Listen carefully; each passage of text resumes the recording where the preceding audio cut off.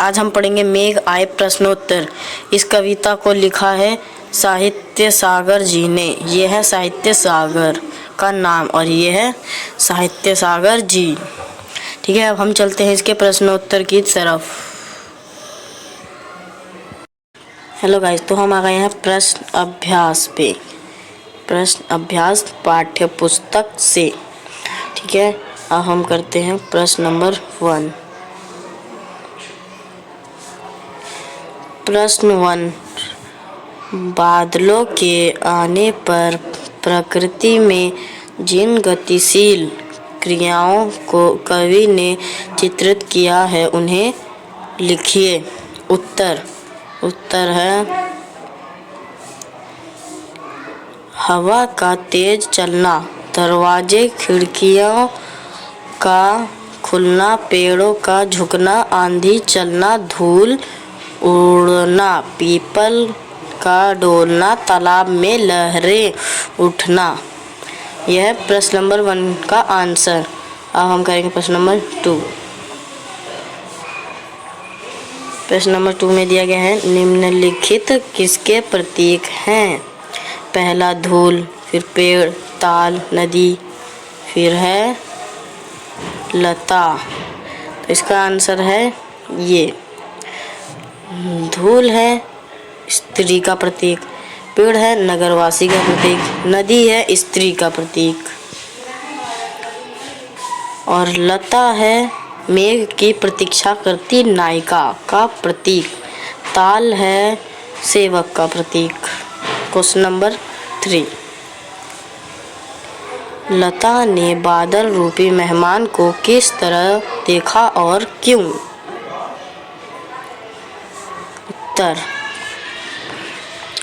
वर्ष भर वर्षा न होने से लता व्याकुल थी। उसने व्याकुलता से किवाड़ की ओट से होकर मेहमान को देखा। जैसे व्याकुल नवविवाहिता देखने को उत्सुक हो रहती है पर शर्म के कारण सबके सामने ना देखकर दरवाजे की ओर से देखती है। जैसे कि जब भी कोई मेहमान वो बहुत दिन बाद आते हैं तो स्त्रियां छुप के खिड़कियों से देखती हैं और जब मेहमान आते हैं तो अपना घूंघट सरका लेती हैं। उसी तरह ये भी खिड़की की ओट से मेहमान को देख रही थी। अब हम करेंगे प्रश्न नंबर 4। इसमें दिया गया है भाव स्पष्ट कीजिए। तो पहला है क्षमा करो गांठ खुल गई अब भरम की। ख है बाकी चितवन उठा नदी ठिठकी चुंघट सरके। चलो पहले क का उत्तर देखते हैं हम। ये रहा क का उत्तर। विरहिणी नायिका को भ्रम था कि उसके पति ने एक बरस से उसकी सुध नहीं ली। उसे भूल ना गया हो पर वह साल भर बाद जब वह गांव आया तो उसके मन का भ्रम टूट गया। ये था 4th के क का आंसर। अब हम करेंगे ख में है नदी को नायिका का प्रतीक माना गया है जो अपने पति को घूंघट की ओर से देखने का प्रयत्न करती है। चुंघट सरक जाने के बहाने से वह उसे देखने के लिए रुके जाती है। और करेंगे क्वेश्चन नंबर 5। 4th क्वेश्चन हमारा पूरा हो गया क ख। अब हम करेंगे प्रश्न नंबर 5 में दिया गया है मेघ रूपी मेहमान के आने से वातावरण में क्या परिवर्तन हुए। उत्तर है सनसनाती हवा चले लगी। देखो इसमें दिया गया है हमें पॉइंट से। पहला पॉइंट हम पढ़ेंगे हवा से दरवाजे खिड़कियां खुलने लगी। दूसरा पॉइंट पेड़ झुकने लगे, पीपल जैसे पेड़ भी डोलने लगे। तीसरा बेलें हर्षित हुई। फोर्थ, तालाब में आशा की लहरें आने लगी। अब हम करेंगे प्रश्न नंबर 6। प्रश्न नंबर 6 में दिया गया है, मेघों के लिए बन ठन के सवर के आने की बात क्यों कही गई है? उत्तर, चूंकि भारतीय परंपरा में दामाद बन ठन कर ही ससुराल जाते हैं और कवि ने बादलों को दामाद की संज्ञा दी है, इस कारण उसने कहा है कि मेघ बनकर बन ठन कर संवर कर आए। दूसरा कारण है कि वर्षाकालीन बादल जल से भरे होते हैं और मेघों का जल युक्त होना ही उनका बनना ठनना और संवरना है। ठीक है बच्चों, हमने आपको ये क्वेश्चन नंबर 6 भी समझा दिया है। अब हम करेंगे 7वां प्रश्न। चलो भाई, हम करेंगे 7वां प्रश्न। पहले पढ़ते हैं।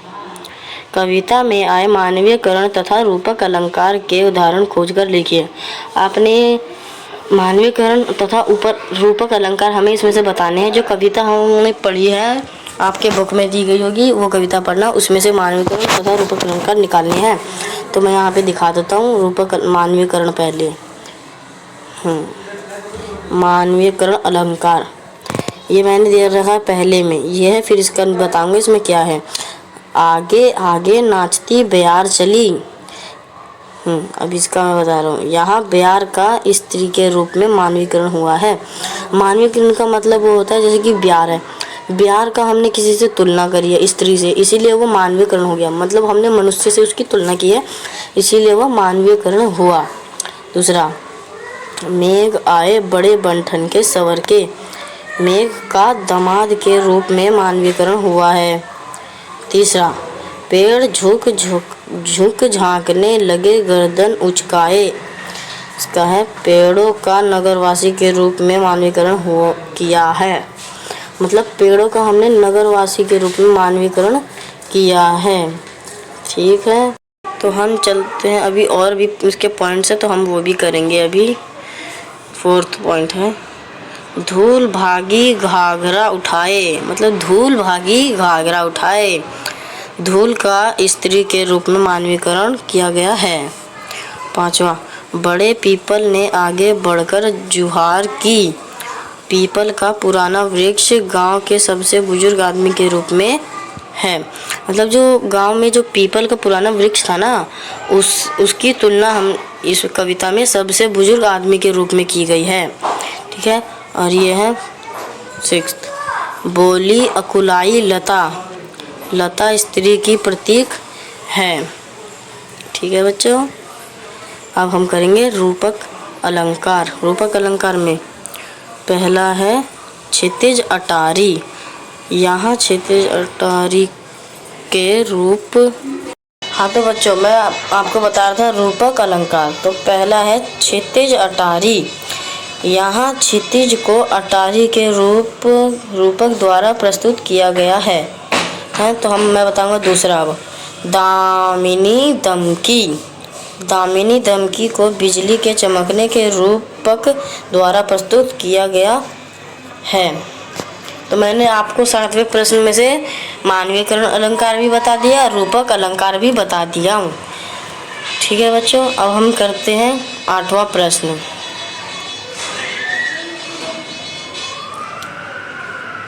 आठवें प्रश्न में दिया गया है, कविता में जिन रीति रिवाजों का मार्मिक चित्रण हुआ है उनका वर्णन कीजिए। ठीक है, हम उनका वर्णन करेंगे। तो चलो हम उत्तर में देखते हैं। उत्तर मैंने यहाँ पे दिया हूँ पॉइंट के रूप में। ठीक है, तो पॉइंट चलो पढ़ते हैं। पहला, मेहमान के आने पर खुशी छा जाना। दूसरा, गांव वालों द्वारा मेहमान को उत्सुकता पूर्वक देखना। तीसरा, बड़ों बूढ़ों द्वारा स्वागत सत्कार किया जाना। 4th, घर के किसी सदस्य द्वारा पानी लाना हाथ पाँव धुलवाना। जैसे कोई घर पे मेहमान आता है तो हम प्रात में पानी लाते हैं और मेहमान के पाँव धोते हैं।